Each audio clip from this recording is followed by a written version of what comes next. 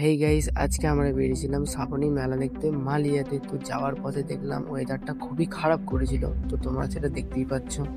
আমরা একটা গ্রামের রাস্তা দিয়ে যাচ্ছিলাম, কারণ 12 নম্বর রোডে নো এন্ট্রি ছিল। আর যে যা মেলা দেখলাম, তো আমরা একা কেন দেখবো, তোমরাও দেখো। তো চলো, দেখা হচ্ছে মালিয়াতে।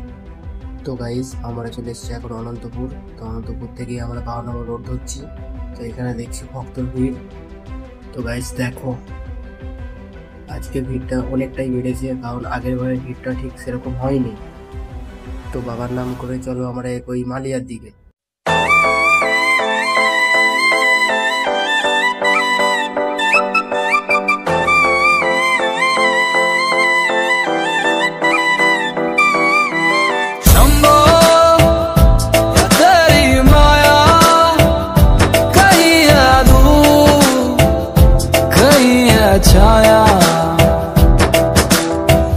তো গাইস, আমরা এখন চলে এসেছি মালিয়ায়। আর মালিয়ায় এসে দেখলাম ভক্তের ভিড়টা অনেকই আছে, তো সেটা তোমরা দেখতেই পাচ্ছ। সামনে এখন অনেকই ভিড় আছে, তোমাদের দেখাচ্ছি। खुद तूने बस पिया औरों को अमृत पिलाया।